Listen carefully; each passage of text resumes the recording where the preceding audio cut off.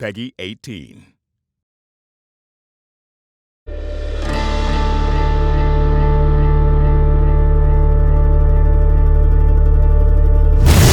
Hi everyone, I'm Roland Lesterlin, the game director for Just Cause 3, and welcome to the beautiful Mediterranean island chain of Medici. As Rico Rodriguez, you'll explore all 400 square miles of this vast open world. But right now, let's just jump straight into free fall towards the town of Alba.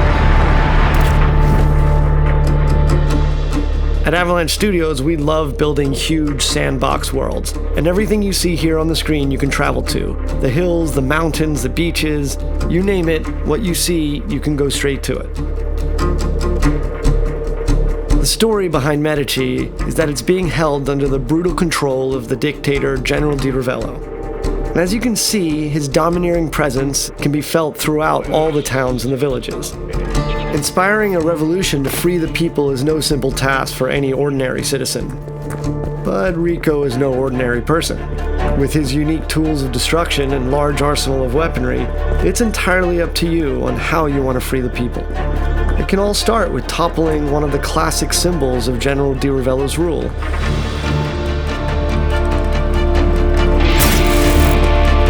Here we'll see Rico using the physics of the world, and his new multi-tethers, to force Di Ravello's statue into inflicting damage upon itself.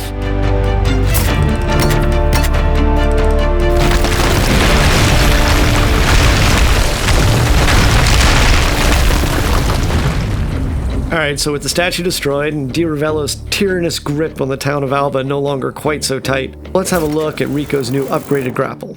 As with JC2, traversal is very much at the heart of the experience. Medici is packed with activities, challenges, and opportunities for creative destruction. Now here we can see one of Di Ravello's propaganda spouting speakers, so let's make quick work of it and tear it down. Using his tethers, Rico is able to rip chaos objects like this from their supports. And as you destroy these pieces of propaganda, you further weaken Di Ravello's influence over the area. Gas stations were so much fun in JC2, we decided that we wanted to take them out of the core chaos progression system and just allow players to destroy them as many times as they want. And our physics play to our favor as a chain reaction kicks off and the whole place goes up.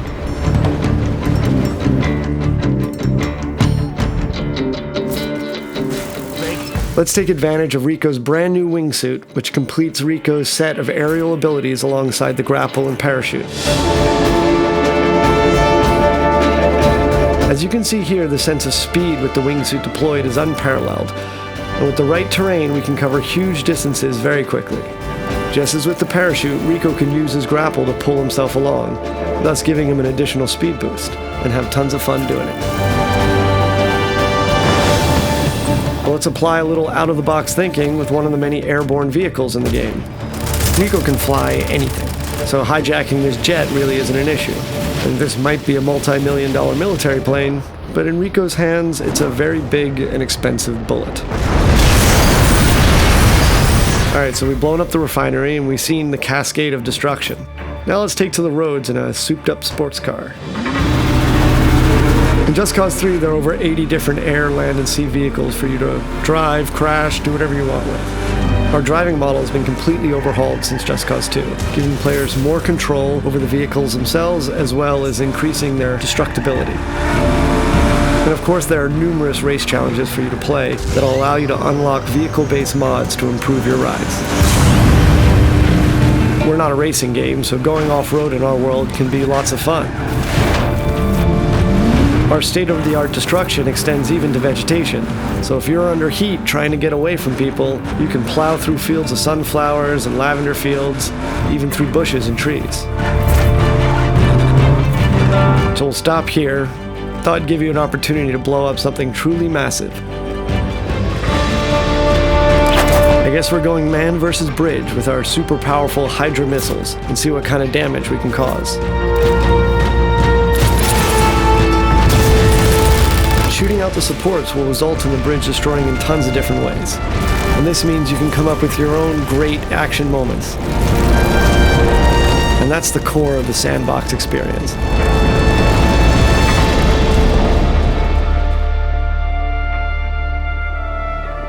With the bridge out of commission, Rico can focus on the next objective. And to make that a little easier, we've instituted a new Rebel drop system.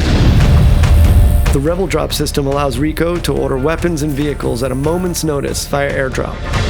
This beautiful and peaceful flight offers us another opportunity to show off a new feature, and that's our new stunting system.